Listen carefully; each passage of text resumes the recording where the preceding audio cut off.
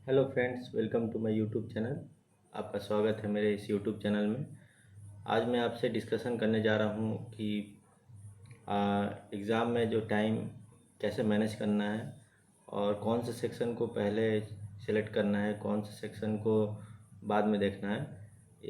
ये मैं भी जानता हूँ कि मैं भी एग्ज़ाम दिया हूँ, तो मुझे भी पता है कि रेलवे में जो क्वेश्चंस आते हैं वो रैंडम आते हैं। कभी मैथ, कभी रीजनिंग, कभी जीए, करंट अफेयर्स, साइंस के क्वेश्चन सब मिले हुए रहते हैं, तो सिलेक्ट करना इजी नहीं है। बट हम एक प्रॉपर स्ट्रेटजी के साथ यदि चले तो हम इजीली इसको टैकल कर सकते हैं।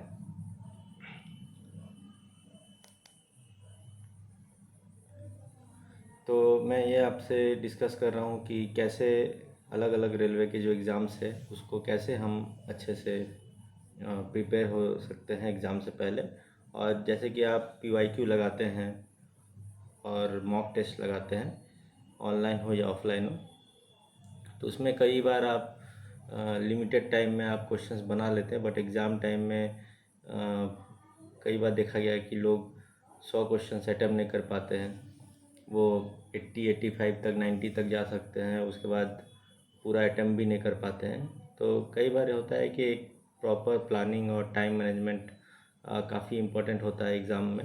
और एग्ज़ाम का बात अलग है। एग्ज़ाम में जो क्वेश्चन इजी रहते हैं वो भी बनता नहीं है। कई बार आप देखे होंगे, कई बार होता है कि हार्ड क्वेश्चन बन जाते हैं, इजी क्वेश्चन नहीं बनते हैं। तो ये एग्ज़ाम में जो है टाइम मैनेजमेंट काफ़ी इम्पोर्टेंट रहता है। एक इजी क्वेश्चन में कभी कभी आप एक एक मिनट से ज़्यादा समय दे देते हैं, तो कैसे हम इसे अच्छे से टैकल करें और कैसे हम एग्ज़ाम को एक प्रॉपर स्ट्रेटजी के अनुसार उसे सक्सेसफुली कंप्लीट करें, ये इम्पोर्टेंट होता है।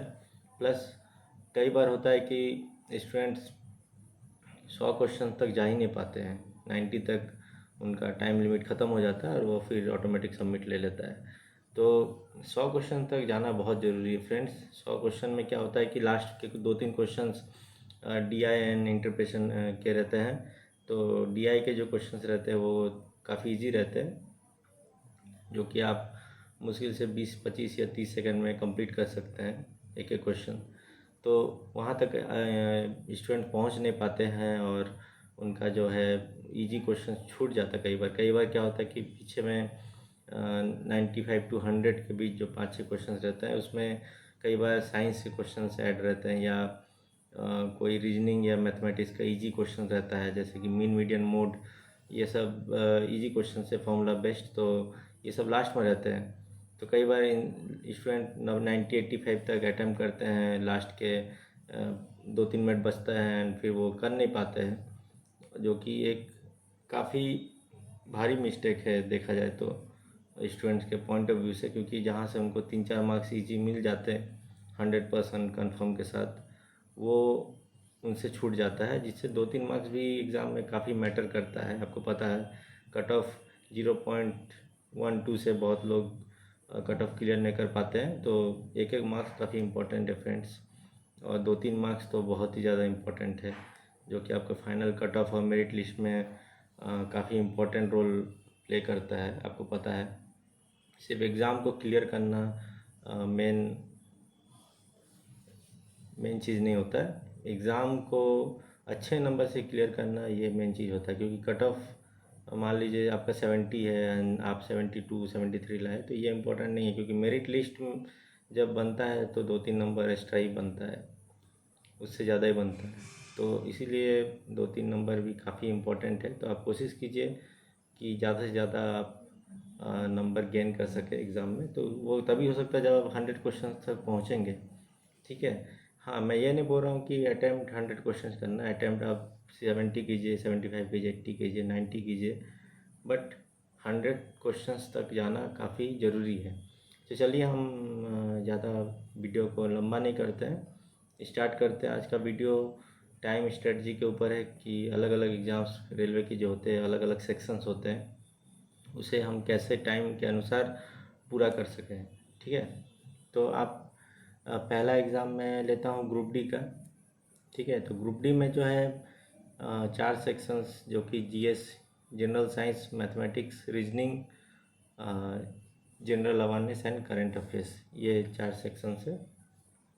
4 सेक्शन में जो कि आपका पहला सेक्शन है, आप देख सकते हैं जीएस, ठीक है। ये जीएस में 25 मार्क जीएस का आते हैं, 25 मार्क्स।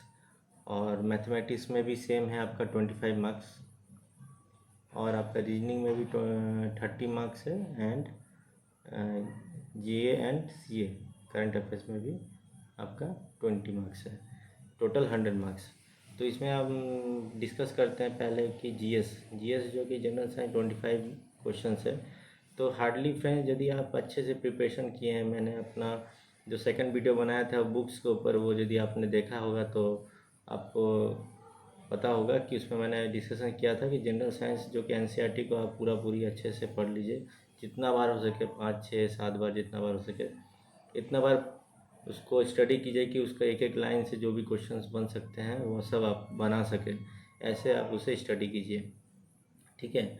उससे उससे आप 100% एश्योर हो सकते हैं कि मेरा जीएस में 25 में से 24 23 तक भी नंबर आप लेके आ सकते हैं, या जो डिटेल स्टडी किए हैं उनका तो 25 में से 25 भी आ सकता है, डिपेंड अपॉन इस कैंडिडेट की आप कैसे प्रिपेयर कर रहे हैं अपने आप को, ठीक है। फालतू का टाइम स्पेंड नहीं करना है मॉक टेस्ट वगैरह इधर उधर देख के, उससे आपका कुछ फ़ायदा होने वाला नहीं है। आप 2D पॉइंट पढ़िए एंड कम समय में आप कैसे अपने आप को 100% सक्सेसफुली एग्ज़ाम में क्लियर कर सकते हैं, वो इम्पोर्टेंट है।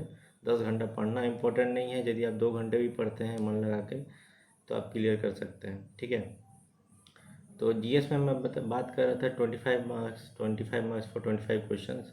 ये जो है फ्रेंड्स, यदि आपको सारे क्वेश्चंस आते हैं, ठीक है, या 20 क्वेश्चंस आते हैं, तो 20 क्वेश्चंस भी यदि आते हैं या 25 क्वेश्चंस आते हैं, जो भी है, तो मुश्किल से आपको कितना समय लगेगा एक क्वेश्चन अटैम्प्ट करने में? आपको मुश्किल से 10 से 15 या चलिए 20 सेकंड मैक्सिमम लगा, ठीक है।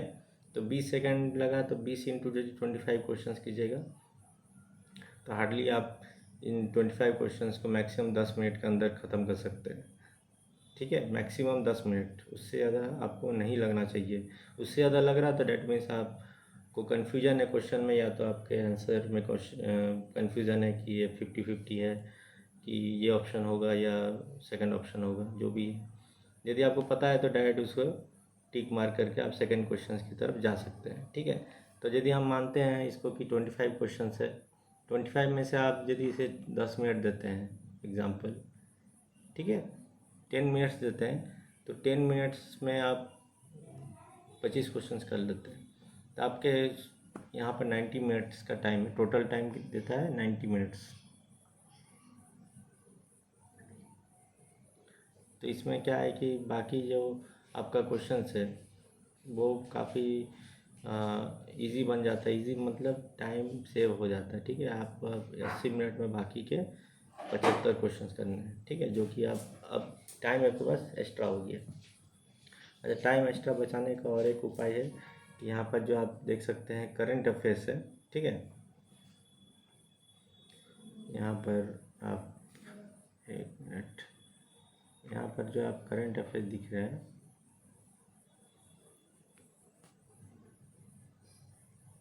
यहाँ पर आप जी एंड करंट अफेयर्स देख सकते हैं। जी एंड करंट अफेयर्स में 20 क्वेश्चन से 20 मार्क्स में, तो 20 क्वेश्चंस करने के लिए भी आपको ज़्यादा से ज़्यादा कितना समय लगेगा? मैक्सिमम मैं बोलूँगा इस पर 5 मिनट से ज़्यादा आप समय मत दीजिए। एक क्वेश्चन 10 सेकंड में आप ख़त्म कर सकते हैं, ठीक है। क्योंकि करंट अफेयर्स जीए में क्या है कि जो आता है वही टिक मारिएगा, जो नहीं आता उसको स्किप करके आप आगे जाइएगा। गलत अटैम्प्ट मत कीजिएगा कि नेगेटिव मार्किंग से बहुत सारे स्टूडेंट जो कि फेल हो जाते हैं एग्ज़ाम में, तो नेगेटिव मार्किंग कभी मत कीजिएगा। यदि आप 70 तक भी अटैम्प्ट करते हैं फुल एक्यूरेसी के साथ, 70 में 68 भी यदि सही होता है, तो आपका नॉर्मलाइजेशन में अच्छे खासे मार्क्स बढ़ जाते हैं, ठीक है। और सिलेक्शन भी आपका ज़्यादा होने के चांस रहते हैं। गलत कीजिएगा तो उससे आपका एक्यूरेसी ख़राब होता है। तो इसमें यदि हम 5 मिनट देते हैं तो 5 मिनट और 10 15 मिनट, अभी भी हमारे पास बहुत समय है, ठीक है।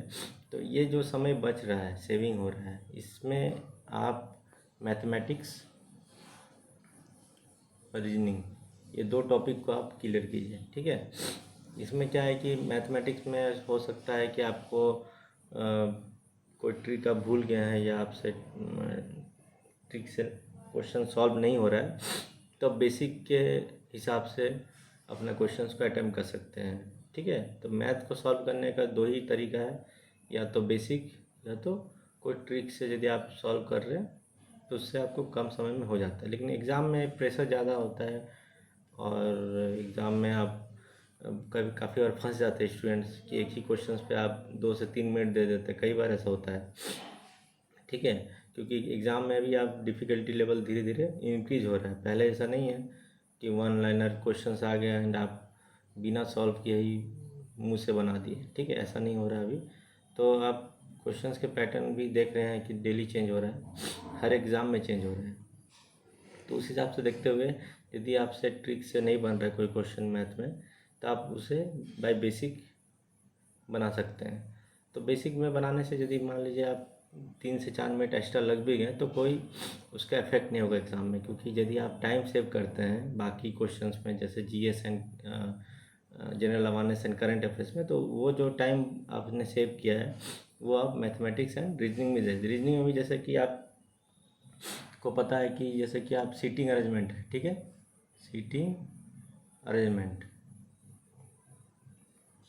सीटिंग अरेंजमेंट में भी आपको पता है कि सीटिंग अरेंजमेंट में काफ़ी टाइम लग जाता है, कई बार 3 मिनट 4 मिनट 5 मिनट भी लग जाते हैं। तो सीटिंग अरेंजमेंट मैक्सिमम देखा गया है कि 2 क्वेश्चंस आते हैं। हाँ, या तो एनटीपीसी हो या जेई हो, ये सब में थोड़े से लंबे सीटिंग अरेंजमेंट दे देते हैं, सर्कुलर अरेंजमेंट, जिसमें थोड़ा सा टाइम लग सकता है स्टूडेंट को, क्योंकि उसका कोई शॉर्ट ट्रिक नहीं है। ठीक है, उसमें वो प्रोसेस से आपको बनाना पड़ता है। तो वो टाइम आप कहाँ से मैनेज कीजिएगा? वो टाइम आपको GS and G and current affairs जो भी है, ये तीनों टॉपिक से आपको टाइम सेव करके या तो मैथमेटिक्स या तो रीजनिंग में आपको देना है। इससे आपको फ़ायदा ये होगा कि आप 100 क्वेश्चंस तक अटेम्प्ट कर सकते हैं। मैं ये बोल रहा हूँ कि पहले 1 to 100 मान लीजिए क्वेश्चन है, ठीक है, 1 to 100 1 to 100 क्वेश्चंस में आप 1 to 100 तक आप फर्स्ट अटैम्प्ट ले लीजिए। First attempt in the sense कि 1 से 100, जैसे कि पहला क्वेश्चन आपका करंट अफेयर्स का मिल गया, सेकेंड क्वेश्चन मैथमेटिक्स का मिल गया, थर्ड क्वेश्चन साइंस का मिल गया। तो science and G and current affairs, ये तीनों टॉपिक्स के जो जो क्वेश्चन आ रहे हैं उसको पहले आप अटैम्प्ट करते चल जाइए जितना स्पीड में हो सके। ठीक है, ये आप एग्ज़ाम हॉल से पहले अपना mock test and PYQ previous year questions में अप्लाई कर लीजिए, चाहे ऑनलाइन हो या ऑफलाइन हो। ठीक है, तो उससे आप देखिएगा कि आपका टाइम जो है काफ़ी सेव हो रहा है। ये आप खुद प्रैक्टिस करके देखिएगा, मेरे कहने से क्या होता है, आप प्रैक्टिस करके देखिएगा, आपको खुद समझ में आएगा कि पहले जितना टाइम सेव कर रहे थे उससे ज़्यादा सेव इसमें हो रहा है। तो 1 to 100 के बीच जितने भी GS and G and current affairs आ रहे हैं उसको पहले अटेम्प्ट करके फिनिश कर लीजिएगा। ठीक है, और उसके बाद आप मैथमेटिक्स रीजनिंग जो भी है वो सब राइट साइड में दिखता होगा एग्ज़ाम में आपको, तो वहाँ से क्लिक करके आप एक एक करके बाकी क्वेश्चंस को धीरे धीरे करते रहेगा। इससे फ़ायदा ये होगा कि जितने टाइम आप बचा हुआ, जैसे कि 25 ग्रुप डी का बात कर, 25 एंड 20 45 क्वेश्चन बचे हुए, 55 क्वेश्चन। ठीक है, 55 क्वेश्चन जो भी है बाकी समय में आपको ईजी लगेगा, आपको इतना टेंशन नहीं होगा। कई बार क्या होता है कि ऊपर टाइमर चलता है, आपको लगता है कि आप सारे क्वेश्चन अटेम्प्ट नहीं हो गए, तो आप बहुत क्वेश्चन आप स्किप कर देते, बहुत क्वेश्चन आंसर भी गलत आ जाते हैं, कैलकुलेशन मिस्टेक होता है। तो ऐसा से आप बचिएगा, और क्या, यही मैं बताना चाहता हूँ। Same for NTPC. ठीक है, एनटीपीसी में भी जैसे कि आप देख सकते हैं, एनटीपीसी में जैसे कि 30 questions mathematics reasoning 30 and GA and CA 40। तो इसमें जीएस का वेटेज थोड़ा कम रहता है, फिर भी 2-3 क्वेश्चन पूछ ही लेते हैं। तो जी एंड करंट अफेयर्स में 40 क्वेश्चन है, तो 40 क्वेश्चन को आप कोशिश कीजिए कि आप उसका आधे टाइम, ठीक है, या तो 15 मिनट में हो सके तो और भी अच्छा है, 15 से 20 मिनट के अंदर आप इसको ख़त्म कर दीजिए। तो 15 से 20 मिनट में ख़त्म कीजिएगा तो आपको मान लीजिए 15 मिनट्स में ख़त्म करें तो बचे हुए 75 मिनट्स में आप बाकी के 60 क्वेश्चंस को अटैम्प्ट कीजिए। 60 में से भी क्या है कि जो कि मैथमेटिक्स में डायरेक्ट फॉर्मूला बेस्ड आते हैं, मीन मीडियन मोड हो या डीआई क्वेश्चंस हो या नंबर सिस्टम में कई बार इजी क्वेश्चन पूछ लिया जाता है या स्टेटमेंट क्वेश्चन भी पूछ लिया जाता है। तो ये सारे क्वेश्चंस को आप उसमें भी टाइम स्पेंड सेव कर सकते हैं। ठीक है, रीजनिंग में भी काफ़ी बार डायरेक्ट एनालॉजी हो या रैंकिंग के कुछ क्वेश्चंस हो जो कि इजी आ जाते हैं, या स्टेटमेंट क्वेश्चंस हो। ठीक है, तो ये सारे क्वेश्चंस को आप जल्दी से जल्दी अटेम्प्ट करने की कोशिश कीजिए, उसमें भी आप टाइम सेव कर सकते हैं।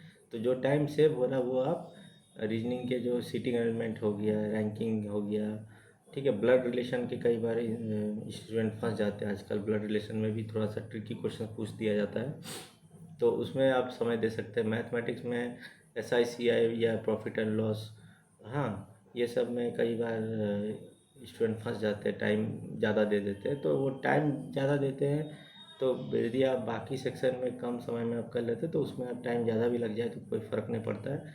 आप 100 क्वेश्चन तक अटैम्प्ट कर सकते हैं। ठीक है, 100 क्वेश्चन तक देख सकते हैं, अटैम्प्ट नहीं करना है। 100 क्वेश्चन में यदि आपको सब आता है तो अच्छी बात है, लेकिन यदि 70 भी आता है तो कोई प्रॉब्लम नहीं, 70 विथ एक्यूरेसी करने की कोशिश कीजिए। ठीक है, और उसी हिसाब से LPN टेक्नीशियन में जैसे कि 75 क्वेश्चन है, 75 में से आपका जैसे GS में 20 क्वेश्चन है, तो 20 में से आप 5 से 6 मिनट या 8 मिनट में ख़त्म करने की कोशिश कीजिए। GNCN में 10 क्वेश्चन है तो वो 3 से 4 मिनट में ख़त्म कर। बाकी के 20 और 25 मैथ और रीजनिंग जो भी क्वेश्चन है इन्हें आप समय दे सकते हैं। ठीक है, उस हिसाब से JEE में भी आप देख सकते हैं 30 क्वेश्चन GS के हैं, तो GS में आप जितना आता है उस हिसाब से आप जल्द एक एक क्वेश्चन में मैक्सिमम 10 से 15 सेकंड में ख़त्म करने की कोशिश, क्योंकि वन लाइनर है, इसमें कुछ बनाना नहीं है। आपको आता है तो ठीक है, नहीं आता तो स्किप करके आगे बढ़िए। ठीक है, तुक्का नहीं लगाना है, तुक्का से आपका ज़्यादा से ज़्यादा क्वेश्चन रॉन्ग होते हैं और कुछ नहीं होता, उससे आपका नेगेटिव इफेक्ट भी होता है, एक्यूरेसी में काफ़ी गिरावट आता है, जिससे कि आपको जो फाइनल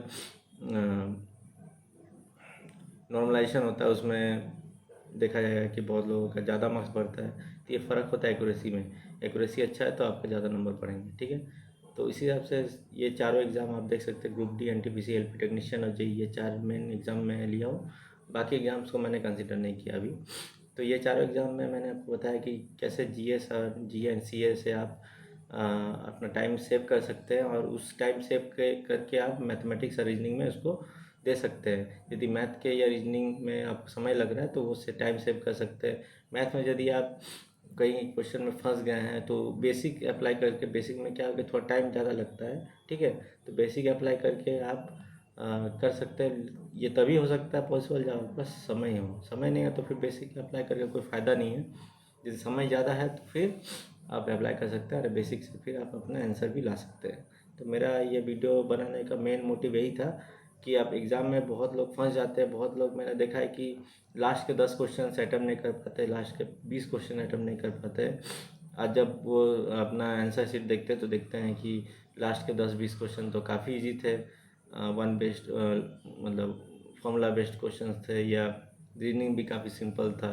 तो वहाँ तक पहुँच ही नहीं पाए तो कैसे आप उसको अटैम्प्ट करते हैं। तो ये बहुत ज़रूरी है कि 1 to 100 तक आप अटैम्प्ट कीजिए, उसके बाद आप मैथ रीजनिंग को क्वेश्चन बनाइए। तो ये आप तभी कर सकते हैं आप मॉक टेस्ट या PYQ दे रहे हैं। सबसे बढ़िया PYQ मैंने बताया था वीडियो में, PYQ ऑफलाइन हो ऑनलाइन हो, कोई भी एप्लीकेशन से आप उसको अटैम्प्ट कीजिए, और अटैम्प्ट करने के बाद आप खुद नोटिस कीजिएगा कि आप कितना टाइम सेव कर रहे हैं। ठीक है, तो आज के वीडियो यहीं तक रखते हैं फ्रेंड्स। मैं नेक्स्ट वीडियो में आपको और स्ट्रेटजी के साथ आपको प्लानिंग करके बताऊंगा कि कौन सा एग्ज़ाम में कौन सा पोस्ट और कौन सा जोन भरना है। ये सारे चीज़ें मैं आपको साथ अपडेट कर शेयर करूँगा, और आने वाले जो भी एग्ज़ाम्स है उसका भी अपडेट करूँगा, और आने वाले एग्ज़ाम्स में कैसे आपको 10-20 दिन या 30 दिन में कैसे आप अपने आप को प्रिपेयर कर सकते हैं, फाइनल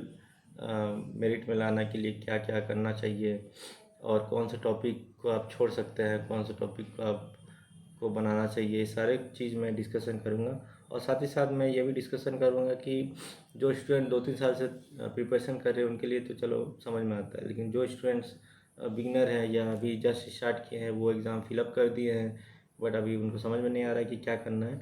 तो वैसे स्टूडेंट के लिए भी है बहुत सारे टिप्स है कि आप कम समय में कैसे आप प्रिपेयर कर सकते हैं। ठीक है, एक प्रॉपर प्लानिंग से आप बहुत कुछ कर सकते हैं फ्रेंड्स। क्योंकि मैं भी जब पहली बार एग्ज़ाम दिया था, मेरा पहला एग्ज़ाम क्लियर हुआ था और मेरा बैकग्राउंड बिल्कुल अलग था। मेरा टेक्निकल बैकग्राउंड था, नॉन टेक से मेरा कोई नॉलेज नहीं था उतना। तो मैंने फर्स्ट अटैम्प्ट में क्लियर किया, एक प्रॉपर प्लानिंग के साथ किया कि कैसे करना है, कौन सब्जेक्ट को चूज़ करना है, कौन सेक्शन को पहले क्लियर करना है। तो ऐसा स्ट्रेटजी से आप क्लियर कर सकते हैं। ठीक है, सबको 90 या 80 मार्क्स लाने की ज़रूरत नहीं है। आप एक एवरेज स्टूडेंट है तो वो भी आप अच्छे से प्लानिंग से क्लियर कर सकते हैं। तो चलिए, आप मिलते हैं नेक्स्ट वीडियो में। तब तक बने रहिए मेरे इस चैनल पे और सब्सक्राइब कर दीजिए और नोटिफिकेशन टैप कर दीजिए। और मेरा वीडियो पसंद आए तो लाइक एंड सब्सक्राइब करके कमेंट में आप अपना राय दे सकते हैं कि मैं नेक्स्ट वीडियो आप किस में बनाऊँ। ठीक है, तब तक के लिए बाय, टेक केयर।